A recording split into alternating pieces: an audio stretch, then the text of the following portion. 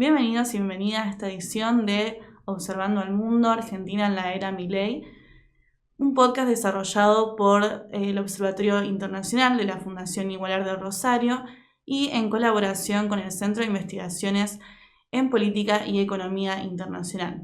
Este podcast está dirigido a analizar la política exterior argentina en la etapa del presidente Javier Milei y también acercar conceptos de política exterior, de relaciones internacionales, de economía, etcétera, al común de la población y poder generar conocimiento y diálogo. En el día de hoy tenemos como invitados a Guillermo Carmona, militante peronista, abogado, exdiputado nacional y exsecretario de Malvinas, Antártida y el Atlántico Sur.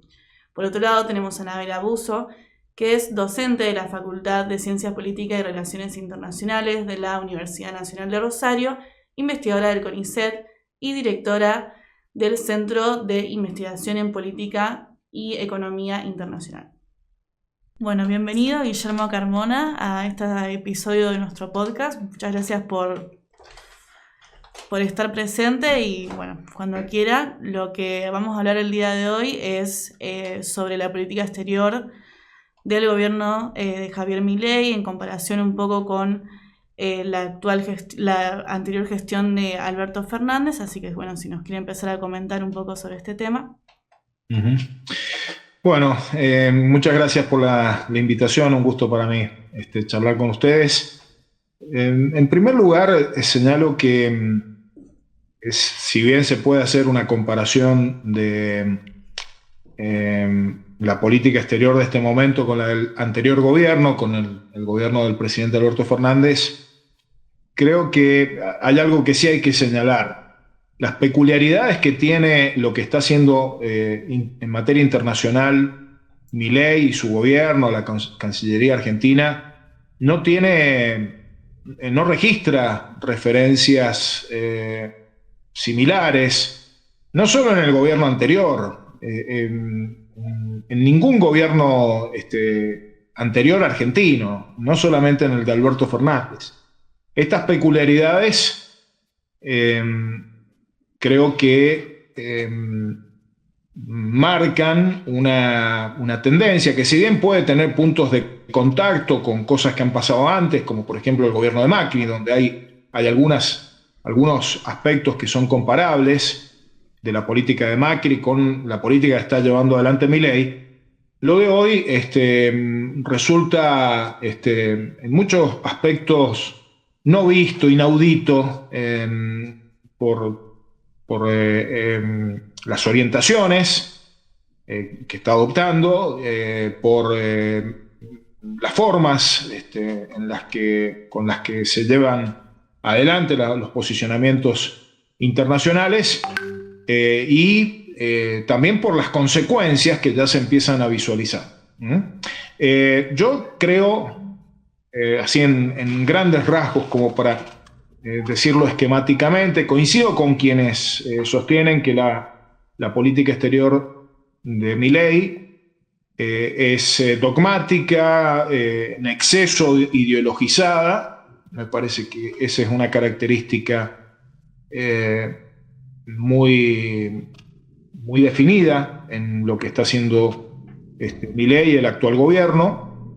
Ese dogmatismo parte de un diagnóstico de la realidad mundial propio de otras épocas, un dogmatismo que remite a una lectura de un mundo bipolar que hoy no existe, al menos como lo concibe Milei, en el sentido de comunismo y anticomunismo, occidentalismo versus orientalismo, ese tipo de cosas.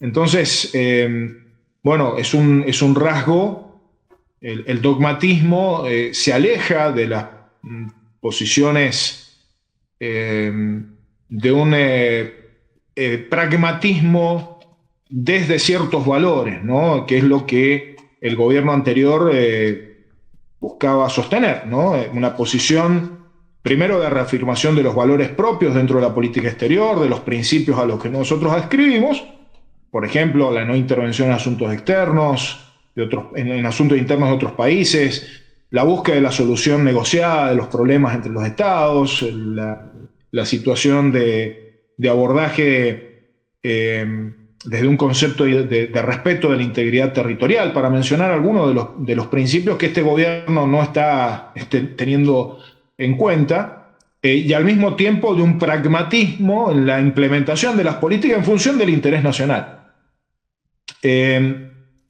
La segunda característica es que es un gobierno que ha hecho del alineamiento automático la medida de todas las cosas. Ese alineamiento automático implica, lo ha reiterado Milei en estos días, ahora recientemente, lo leí hoy, alineamiento automático con Estados Unidos, con Israel, y con una expresión que creo que es eufemística, que cuando dice las democracias del mundo libre, ¿no? Un concepto que no es común hoy escucharlo, ni en la academia, ni en la política internacional, en la práctica internacional. Yo lo que advierto es que en primera fila de esas potencias del mundo libre, a las que se refiere Milei, está Gran Bretaña, y evidentemente el alineamiento de Milei también es con Gran Bretaña, por varios motivos, entre otros porque es el aliado político, militar y económico más importante de la potencia con la que Milei prefiere alinearse, que es Estados Unidos. Una tercera característica, marco dos más, que me parece que son relevantes. El gobierno de Macri transitó un camino de desintegración regional, políticas que apuntaban a, de algún modo, que Argentina se descolgara de América Latina, tomando distancia de los organismos regionales, prefiriendo otros ámbitos a los regionales. Lo de Milei ya no es solamente una apuesta a la desintegración, expresa una política rupturista hacia la región, se ha peleado con la mayoría de los presidentes, los ha descalificado de una manera brutal, y bueno, esto trae consecuencias, ¿no? Incluso en algunos casos, dado el poder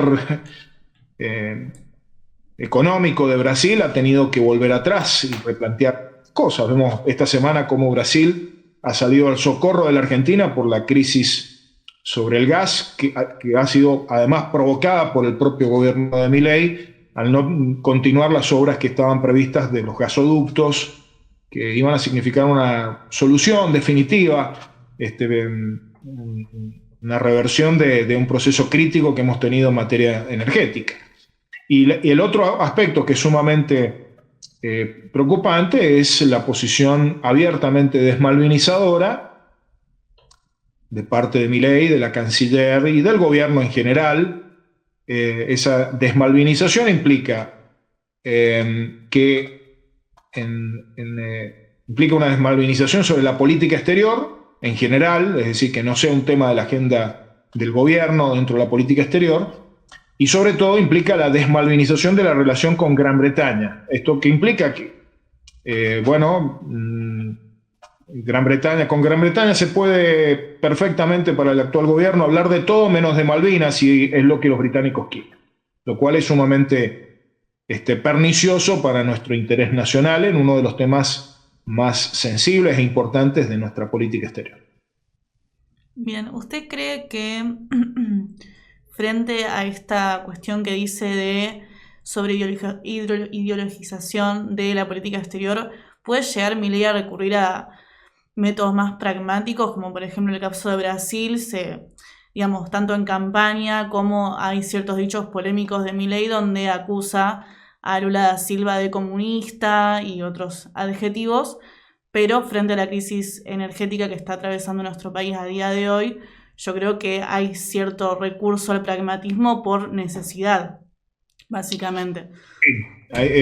Me parece que hay que tener en cuenta que la labor de la diplomacia argentina, de la diplomacia profesional, de los funcionarios políticos o diplomáticos que están en la Cancillería, no puede ser la función de permanentemente estar buscando reconstruir los vínculos que el presidente rompe. Eso Eso no es pragmatismo. Eso no es pragmatismo. Eso es pérdida de oportunidades, pérdida de tiempo, es pérdida de reputación internacional y es sumamente grave que eso esté ocurriendo. Una Cancillería que desatiende los temas que normalmente están en la agenda de la Cancillería, en gobiernos que se manejan con parámetros razonables en la política exterior, para ocuparse esa misma Cancillería que deja de cumplir esas funciones porque no le interesan al gobierno, tener que ocuparse de estar arreglando los entuertos que genera el presidente. Hemos visto cómo se tuvieron que dedicar a reconstruir la relación con Colombia, con Brasil, con China, con un esfuerzo enorme y una pérdida de oportunidad enorme. No es racional, no es razonable, no es conveniente a nuestro interés nacional que las cosas funcionen así. Yo no calificaría eso de pragmatismo. Creo que es parte de un juego de idiotización de la política exterior, ¿no? Entonces, primero destruyen para después intentar reparar cuando las papas queman. No me parece que eso pueda ser calificado como pragmatismo. Lo otro que quiero señalar es que Argentina, como la mayoría de los países de nuestra región, es un país presidencialista. Los países presidencialistas de nuestra región se han caracterizado por la práctica de una forma de diplomacia que es la diplomacia presidencial. Es decir, la diplomacia no solamente está en manos de quienes tienen funciones diplomáticas, de la Cancillería principalmente, sino que los presidentes y presidentas argentinos han cumplido una función diplomática de primer orden. Son constructores de la política exterior los presidentes en la Argentina. Los presidentes generan agenda, van por delante muchas veces de las cancillerías, abren brechas, abren relaciones, arreglan las cosas que no pueden arreglar los funcionarios, que requieren una priorización la priorización se expresa en el hecho de que se involucra el propio presidente o en su momento la presidenta. Milei no solo que no practica la diplomacia presidencial, sino que es un generador de rupturas, de conflictos, de choques, de confrontaciones. Todo lo contrario. Creo que la diplomacia presidencial es crear puentes desde el rol de la máxima figura del primer magistrado del país. Milei es todo lo contrario, digamos, ¿no? Esa es otra particularidad que tiene esta política y eso no es lógico. El otro día leía una nota de un especialista, Horacio Lenz, que me pareció muy interesante. No es lógico que la diplomacia se esté ocupando de reparar las cosas que el presidente destruye porque se le ocurre destruirlo más allá de la conveniencia del país, del Estado o del propio gobierno. Bien. Y bueno, con respecto un poco a esta relación o este alineamiento, como dijiste, instantáneo que va a tener la política exterior de Milei hacia Occidente, ¿nos querés contar más de este vínculo con Estados Unidos, con Gran Bretaña? Sí, en eso Anabela Busso tiene mucho más elementos que yo, sobre todo en la relación con Estados Unidos, pero yo creo que hay que tener en cuenta, sobre todo, que el alineamiento automático no solamente es un alineamiento de la política exterior,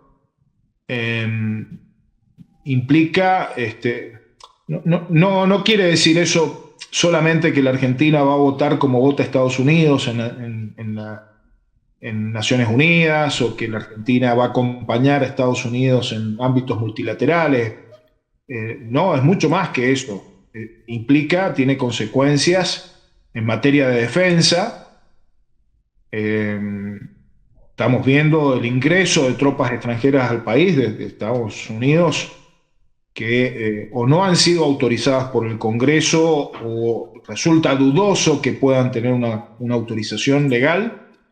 Hay un anuncio de involucramiento de fuerzas de Estados Unidos en la hidrovía, del cuerpo de ingenieros del ejército de Estados Unidos en la hidrovía, firmado por un funcionario de sexto nivel, además, sin ninguna intervención del Congreso, un acuerdo entre la Administración de Puertos Argentina y este cuerpo de ingenieros de Estados Unidos, el anuncio de una base, de una base conjunta con Estados Unidos en Ushuaia, que ya genera desconfianzas también en actores importantes de la política chilena. Bueno, tiene consecuencias en múltiples dimensiones, y ni que hablar en los aspectos económicos. Yo creo que estamos en un proceso, fíjense que la globalización, el aceleramiento de las relaciones económicas, los cambios tecnológicos, lo que han ido produciendo es una presión de grandes potencias o de grandes corporaciones transnacionales sobre los gobiernos para que desregulen, para que abran su economía, para que entren de algún modo en el circuito de la transnacionalización que en múltiples dimensiones se da, principalmente la económica, la tecnológica. En el caso del actual gobierno no hace falta ni que lo presionen. O sea, va el presidente. Hay varios que ya han señalado, nadie le pide tanto a la Argentina, nadie le pide tanto al presidente. Sobreactúa el alineamiento y sobreactúa la subordinación, lo cual es sumamente complejo, preocupante y tiene consecuencias en el terreno de la soberanía nacional muy graves, y son consecuencias, sobre todo esto quiero señalar, son consecuencias que no las va a pagar el gobierno, las paga la población. Y doy algunos ejemplos de por qué digo esto. El tomate que esta semana empezó a entrar de países europeos significa, pone en jaque la producción de tomate en mi provincia, en Mendoza. A los productores, a los comercializadores locales. El vino que ya está entrando de Chile, nuevamente reeditándose algo que vivimos con Macri, es el vino que van a dejar de producir los productores de mi provincia. El endeudamiento que el gobierno esta semana ha autorizado, el equivalente en pesos a 28 mil millones de dólares. Es un endeudamiento que lo vamos a pagar los argentinos. Y esto lo hace en el marco de una política que busca suplir, porque el alineamiento de Milei con Estados Unidos y con otras potencias occidentales, un alineamiento que no es a cambio de algo, no es a cambio del el financiamiento que no aparece, no está siendo a cambio de mejores condiciones de trato por parte del Fondo Monetario Internacional. Aún así no sería conveniente, pero ni siquiera eso. Este endeudamiento en el equivalente a 28 mil millones de dólares, es un endeudamiento que se hace para suplir ese endeudamiento que esperaban que viniera de algún lado y no aparece. Entonces, bueno, estamos en una situación en donde estas decisiones internacionales, decisiones no solo de política exterior, decisiones que tienen que ver con nuestra relación con el mundo en general, en el plano económico, en el plano de defensa, plano científico, etcétera, las consecuencias las va a terminar pagando la sociedad argentina. Sí, creo que en este sentido es muy importante remarcar cómo la política exterior muchas veces parece algo lejano para la población, pero en definitiva puede afectar nuestra cotidianidad en múltiples maneras. Así que bueno, sin más, bueno, yo creo que con eso podemos cerrar la participación, así que muchas gracias por tomarse el tiempo de estar presente. Bueno, muchas gracias a ustedes. Gracias, Guillermo. Saludos por ahí. Chao, Gracias, chao. saludos. Bueno, estamos acá ahora con Anabela Buzo. Anabela, te consulto. A Guillermo habló un poco de esta relación con Occidente, especialmente con Estados Unidos, de una cuestión de alineamiento automático que tiene la política exterior de Milei con el país norteamericano. Yo te quería preguntar un poco cómo pensás que se van desarrollando estos vínculos y también cómo esto afecta no solamente a nuestro país, sino a la región, porque vemos que Argentina plantea en este periodo una ruptura con América Latina y una suerte de seguir, ¿no?, el curso que plantea Estados Unidos, incluso cuando eso se le ha criticado que ni siquiera los funcionarios de Estados Unidos están pidiendo tanta alineación. Sí, yo entiendo que la política exterior del presidente Milei tiene una lógica de alineamiento, pero muy marcada, muy sobreactuada. Creo que ese alineamiento es prioritariamente con Estados Unidos, pero abarca también al Reino Unido, Gran Bretaña y a Israel, que son los tres estados que él ha subrayado en múltiples ocasiones, que son sus contrapartes predilectas.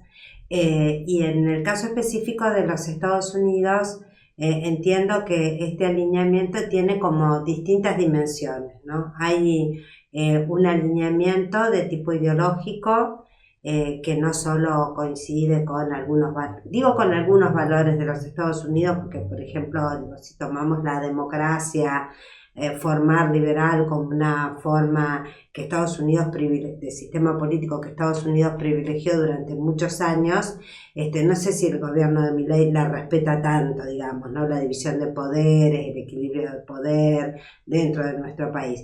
Pero digo, en términos de valores occidentales, libertad y demás, el presidente lo subraya muchísimo. Pero en ese alineamiento general, él tiene una dimensión que es la que va dirigida a su opción político-ideológica, que es la de Donald Trump, para ubicarse dentro de un escenario heterogéneo, pero con muchos elementos en común también, que conforman los distintos tipos de derechas extremas. Milei ha dicho que a él le gustaría que Trump vuelva a ser presidente y lo ha sostenido en un año electoral para los Estados Unidos, y de hecho viajó para participar de la Conferencia Nacional Conservadora, que es un hecho netamente partidario o político-ideológico, digamos, del ámbito de sus preferencias ideológicas. Después tiene otra dimensión de alineamiento que tiene que ver con el gobierno actual del presidente Biden, con quien yo entiendo que Milei comparte menos cuestiones, digamos, por ejemplo, no compartiría nunca el rol que Biden le dio al Estado para afrontar la salida de la pandemia, o el rol que le está dando al Estado en su disputa hegemónica con China, por ejemplo.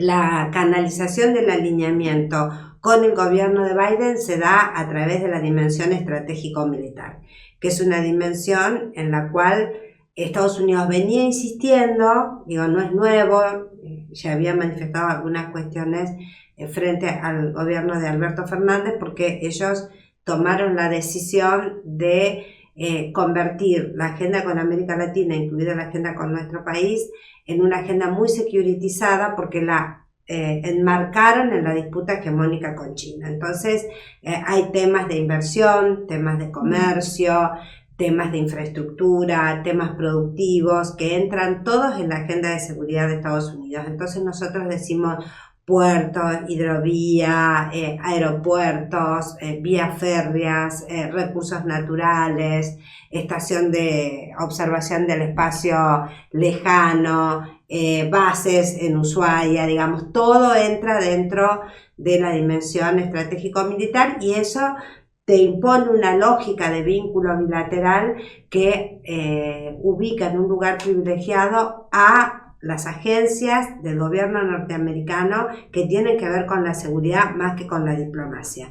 Yo no digo que Antony Blinken no tenga vínculos con la Argentina, de hecho ha firmado el otro día un acuerdo para restablecer una alianza estratégica, un diálogo estratégico le llaman, con la canciller Mondino, con palabras muy típicas de este gobierno, como por ejemplo nos tenemos tanta confianza que no leemos lo que firmamos, y Mondino diciéndole sí, efectivamente esto es un acuerdo prenupcial, lo cual muestra el alineamiento, pero los actores más relevantes que han tenido vínculos con Argentina en el último tiempo provienen del Consejo de Seguridad Nacional, de la CIA y del Comando Sur.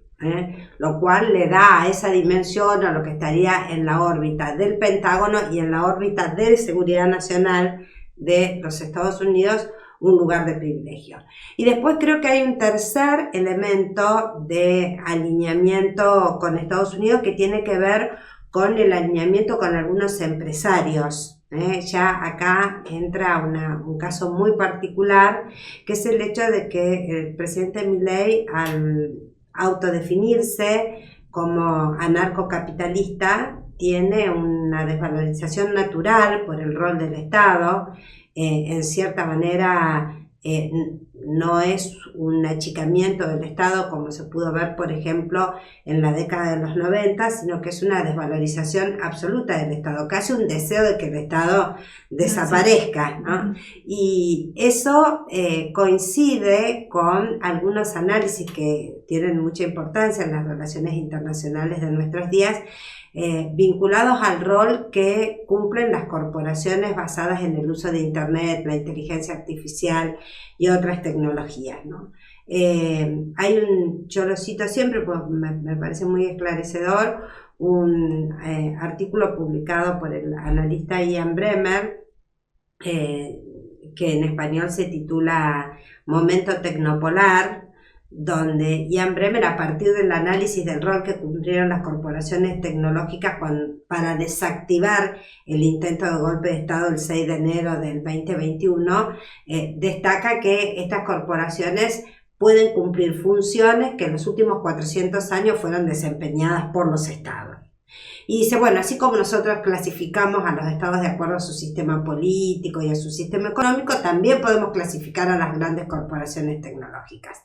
Tenemos corporaciones que son globalistas y que pretenden que el Estado no las regule.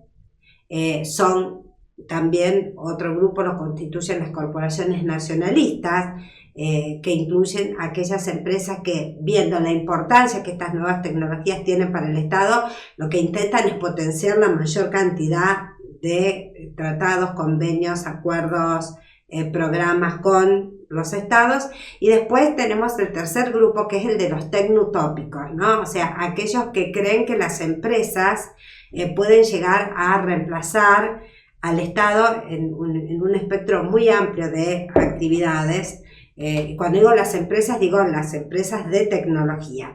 Y hay una figura simbólica en ese grupo, que es la de Elon Musk. Bueno, eso explica por qué Milei, en todos los casos que viaja a Estados Unidos, intenta tener un encuentro con Elon Musk. En uno de los últimos viajes que tuvo también estuvo en contacto con el titular de Facebook, que comparte en cierta manera, claro, con Mark Zuckerberg, que comparte también algunas de estas ideas. Entonces me parece que ahí hay como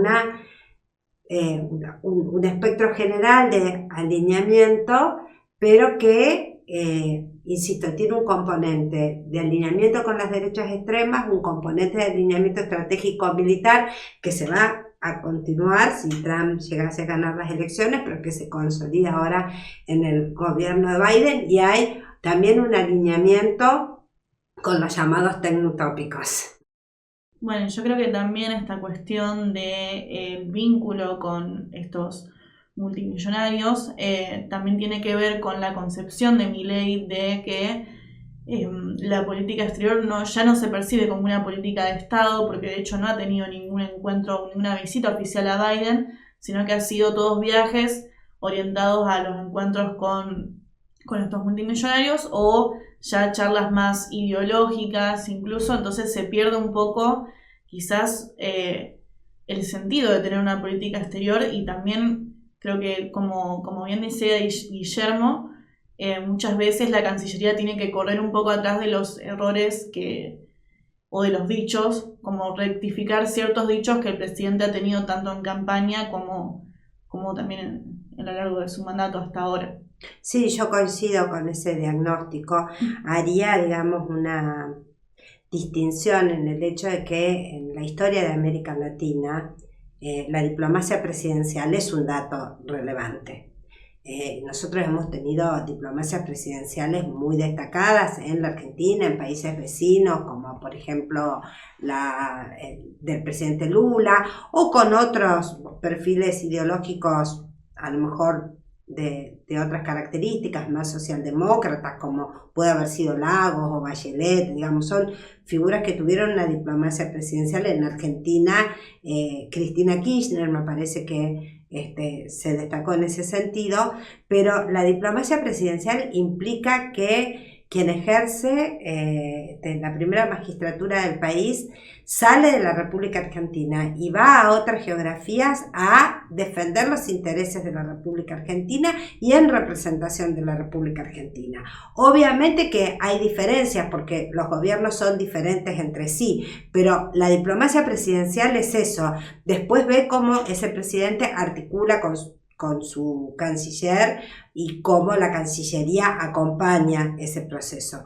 Lo de Milei no es necesariamente una diplomacia presidencial. Yo la describiría como una diplomacia personal que persigue sus objetivos ideológicos, que entiende que un proceso de inserción es el proceso de inserción personal de él con los espacios ideológicos con los cuales él coincide, estén en el gobierno o sean minoría en un tercer país. Digo, Vox no es el partido de derecha de mayor representación en España, es el PP, digamos, pero ahí hay una identificación de tipo ideológica y lo mismo hace en lo que son sus convicciones económicas y su visión anarcocapitalista que permea su discurso económico, como lo vimos en la cumbre de Davos o como lo vemos cuando dialoga con los empresarios, entre ellos los tecnotópicos o con algunas fundaciones que lo han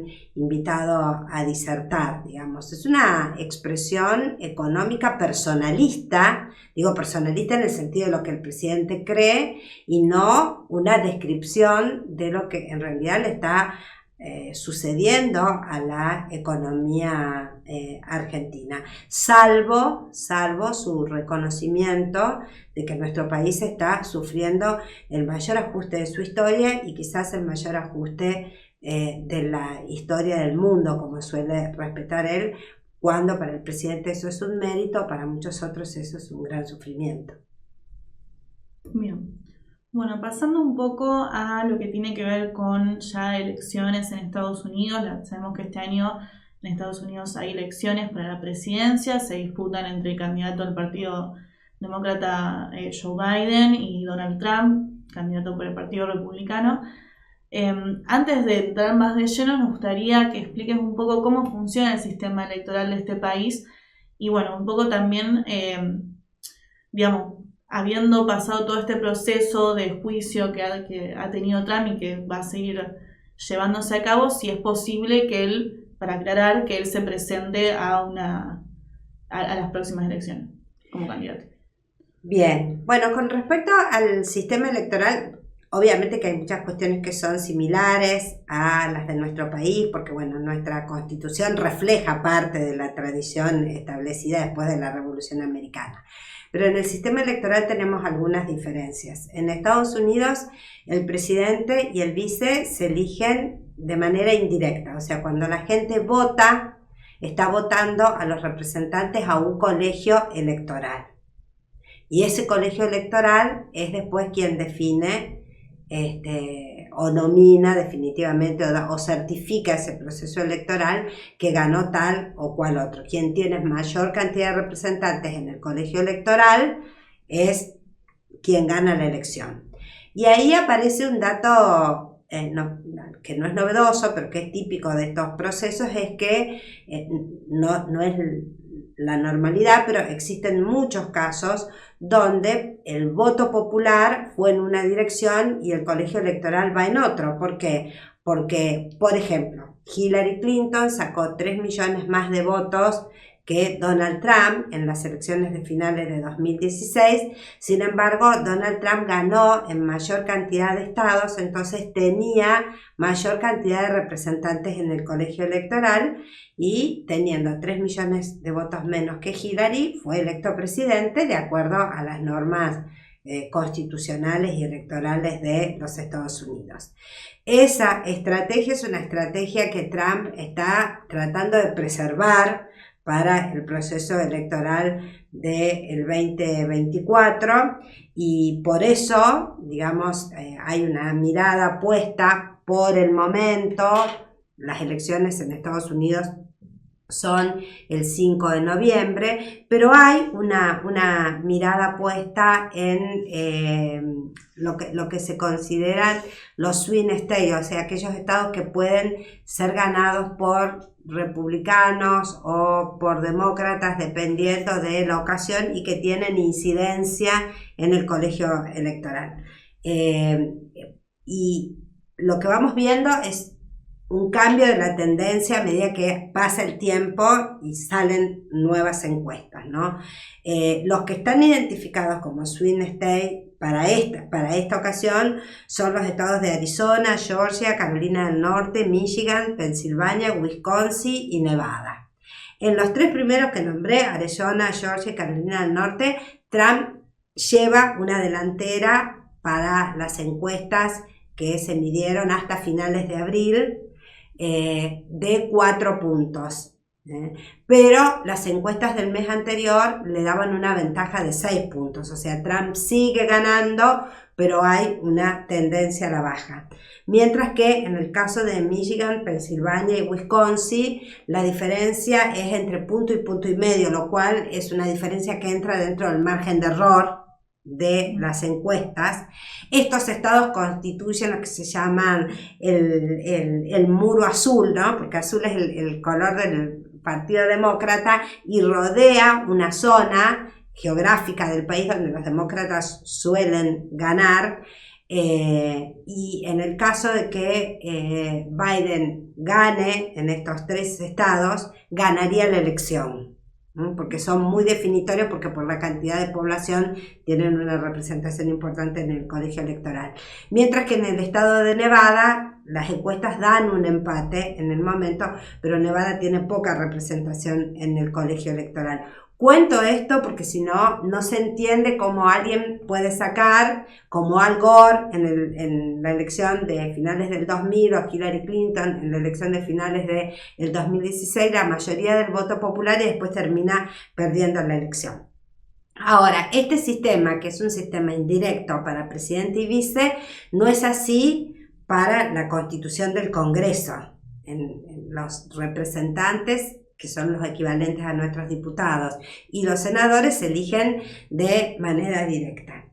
Pero hay una diferencia con la República Argentina en lo que refiere a la Cámara de Representantes, que se renueva completa cada 2 años. O sea, hay 435 representantes que tienen que ser elegidos en el año 2024 y que están distribuidos, o sea, esos 435 es una distribución de 435 distritos a lo largo de todo el territorio que se conforman de acuerdo a la cantidad de población. Entonces, obviamente, los estados más poblados tienen más representación en el Congreso, mientras que el Senado se renueva por tercios. Como el número no es exacto porque son 2 senadores por estado, 50 estados son 100 senadores, en una elección se renuevan 34 y en la que sigue se renuevan 33. Este año se renuevan 34 y los que tienen que enfrentar el mayor desafío son los demócratas, porque de los 34 senadores que se renuevan, hay un porcentaje mayor que en este momento está ocupado por senadores demócratas. Sobre ese total de 34, 23 son demócratas y 11 son republicanos. Entonces, este es un dato importante, porque en este momento los republicanos tienen mayoría en la Cámara de Representantes y no la tienen en el Senado.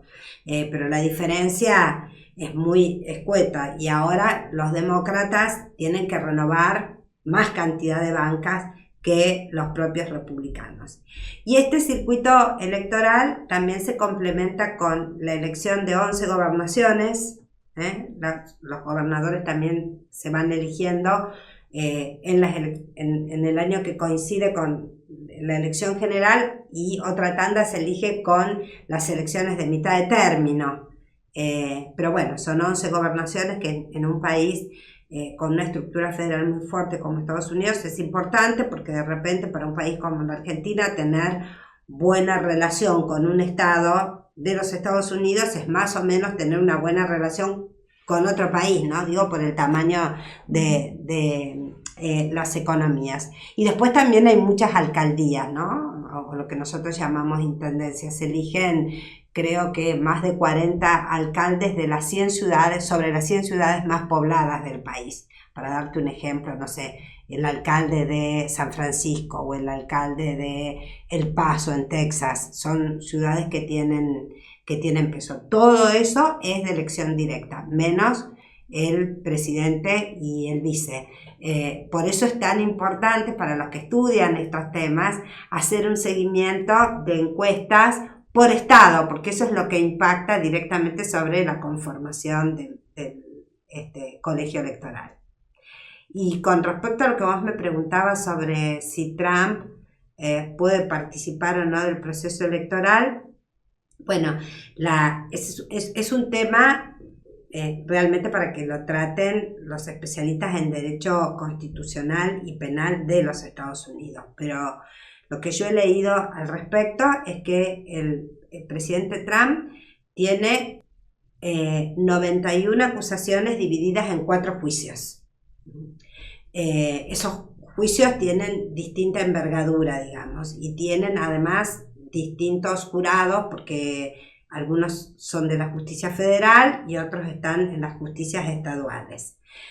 Recientemente, el primer juicio que se le llevó a Trump en la corte de Manhattan, que es una corte estadual, incluía 34 cargos, o sea, 34 acusaciones, y el jurado dictaminó que Trump era culpable en esos 34 casos, algo que sorprendió bastante, porque los analistas entendían que lo más probable es que se usase una figura que se conoce como compromiso, ¿no? Que los integrantes del jurado, que eran 7 hombres y 5 mujeres, podían llegarse a no poner de acuerdo sobre que fuese culpable en todos los casos, pero que lo más probable es que sí acordasen votar todos juntos en los culpables y todos juntos en los que no fuese culpable.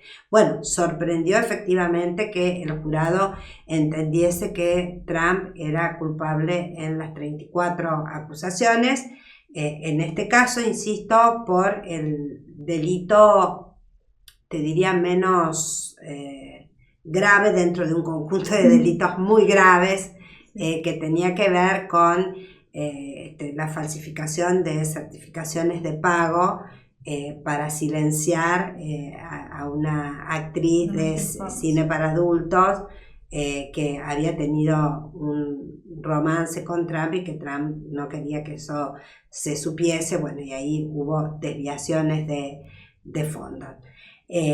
Veremos después cuál es la pena que el juez establece, eso todavía está pendiente. También están los mecanismos de presentar algún tipo de impugnación al dictamen que establezca el juez. Los constitucionalistas que yo escuché por la tele, aclaro, ¿no?, para ser precisa en mis fuentes, dicen que para este caso de Nueva York las penas pueden ir entre 1,5 años y 4, pero que lo más probable es que la justicia estadounidense para este caso no decida un encarcelamiento, sino algún tipo de condena domiciliaria con algunas restricciones. Pero bueno, eso lo tendremos que ver cuando salga el dictamen y evolucione el tema. Los otros 3 juicios todavía no comenzaron. Hay que ver si alguno de ellos efectivamente se puede dar antes del proceso electoral. Lo que sí es verdad es que este juicio de Manhattan, que además se resolvió más rápido de lo que evaluamos, le ha quitado a Trump tiempo para su campaña, digamos. Tiene que estar mucho tiempo en el tribunal, tiene que dedicarse a estos temas y esto lo podría llegar a afectar. Hay dos lecturas distintas con respecto al impacto electoral. Quienes son seguidores fanáticos de Trump, su núcleo duro, invoca lo mismo que el presidente. Digamos que en Estados Unidos el sistema es un sistema que ha decaído, que este país no es el mismo, dijo él. Acusó al juez, acusó al fiscal de ser corruptos, sostiene que es una operación de la administración Biden, una persecución judicial, que él es absolutamente inocente y que le están haciendo un juego político para afectarlo en el proceso electoral. Y bueno, y sus seguidores fanáticos en el escenario de la derecha extrema, que también empezaron a caer un poco en esta cuestión mística y ven en Trump una especie de salvador, sostienen lo mismo que el presidente y esto no va a incidir en su voto seguramente. Yo entiendo que sí puede llegar a incidir en el voto del electorado independiente en la medida en que la magnitud de la prueba sea conocida por la población, que es también lo que dicen algunos expertos. Y que es lo que puede haber pasado en el juicio de Manhattan, ¿no? Donde teníamos dudas, pero cuando el jurado se enfrentó a la profundidad y la calidad de la prueba, decidió la culpa. Pero bueno, por el momento lo tenemos arriba en las encuestas. Y tengo entendido que el único caso que podría afectarle su posibilidad de postularse es el juicio vinculado al atentado al Congreso, en enero de 2021, porque en la Constitución de los Estados Unidos no se prohíbe que nadie que esté encarcelado o juzgado pueda ser candidato a presidente. O sea, hay una valoración mayor del derecho político en ese caso que de lo que podríamos llamar el derecho, no sé si penal o por lo menos alguna pena o algún juicio que haya sido perdido. Pero en el caso de enero del 21, sí hay una invocación que ya apareció en algunos estados de los Estados Unidos, como por ejemplo el caso de Colorado, para que Trump no esté en la boleta y la Corte Suprema no dio lugar, que invoca la enmienda número 14 de la Constitución de los Estados Unidos, por la cual se establece que quien haya cumplido funciones públicas, en este caso Trump como un expresidente, y posteriormente ejerza acciones de secesión, no podría ser candidato. Pero bueno, eso tendría que llevarse el juicio adelante, tendría que dársele cabida a la enmienda y tendría que ser declarado culpable, y dudo que todo eso acontezca antes de el mes de noviembre y fundamentalmente antes del mes de julio, que es cuando se hace la convención republicana que tiene que nominar a su candidato a presidente, y eso es a mediados del mes de julio, o sea que es una fecha donde es muy difícil que se pueda avanzar en otros juicios. Bien, en caso también remarcar esta cuestión de que en Estados Unidos esto es una novedad porque, digamos, no tenemos ningún otro presidente que haya sido declarado culpable de un crimen. Así que, bueno, también es muy, creo que está todo el país, tanto, digamos, todo el país y nosotros que analizamos esa situación a la expectativa de qué va a pasar con las elecciones finalmente. Pero bueno, en caso de que, por ejemplo, nosotros venimos hablando de que el presidente Milei tiene un acercamiento mayor con Donald Trump de lo que puede tener con Biden, porque en el caso de Biden sigue o responde una lógica de interés más que una cuestión ideológica, como sí en el caso de Trump.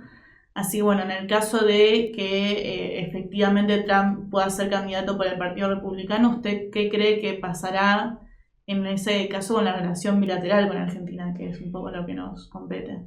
Bueno, yo creo que en el caso de que Trump, que Milei tiene la expectativa de que Trump gane la elección, porque entiendo que imagina la repetición de una experiencia que Argentina ya vivió, que es la presión del Ejecutivo estadounidense sobre el Fondo Monetario Internacional para que el fondo dé el famoso crédito de un nuevo crédito de 15.000 millones de dólares, que es lo que se calcula calcula la administración del presidente Milei que se necesita para llevar adelante su programa económico, y que hasta ahora la administración Biden no ha procedido de esa manera. Así que creo que esto es una expectativa concreta.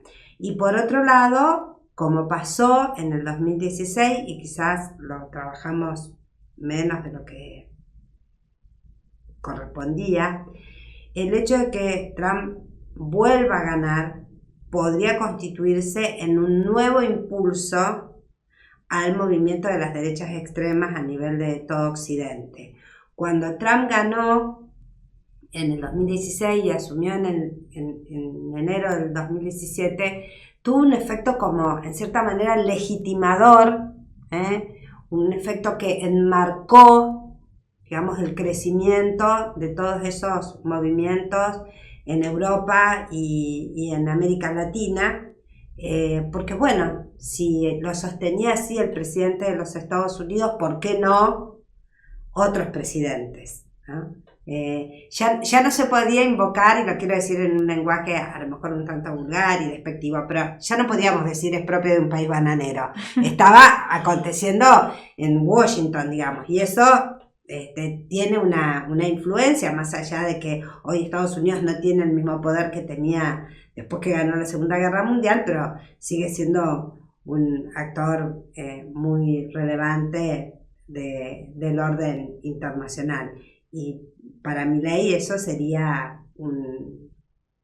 una ayuda muy importante, porque además, por una cuestión de tiempos, su gobierno se superpondría al menos por 3 años con el gobierno de Trump. Entonces eso te da un plazo, digamos, como para concretar muchos de los proyectos, independientemente de que el proyecto económico de Milei no tiene nada que ver con el proyecto económico de Trump, pero el proyecto económico nacionalista, proteccionista de Trump es para Estados Unidos, no para la Argentina, y Milei tiene una postura claramente mucho más neoliberal en ese sentido. ¿Quieres decir algunas palabras finales? Bueno, a mí me preocupa la vuelta a un escenario de alineamiento, con un alineamiento donde se concede más que lo que un gran poder te solicita, bueno, porque ya tuvimos experiencias de ese tipo y no fueron necesariamente redituables para la Argentina, pero me preocupa más todavía porque esto acontece en un escenario de transformación del orden internacional, donde ese ejercicio tan estricto del alineamiento opera casi como un ejercicio de autoaislamiento y no como un ejercicio de diversificación de vínculos. Y estamos dejando afuera los vínculos con todos los países que tienen sistemas políticos y tradiciones culturales distintas, y eso es complicado, digamos, ¿no? En un planeta que tiene aproximadamente 8.000 millones de habitantes, 6.000 millones de habitantes viven bajo otros regímenes políticos y otras tradiciones culturales distintas a las de Occidente, y es imposible estar en este planeta sin planificar desde un punto de vista al menos pragmático y en defensa del interés nacional argentino algún tipo de convivencia con esos países. Y lo más claro es que los países a los cuales el presidente Milei admira no rompen los lazos definitivamente con todo ese mundo. Muchos tienen, obviamente, en este momento, por ejemplo, el vínculo comercial de Estados Unidos con China es menor que lo que era en 2018.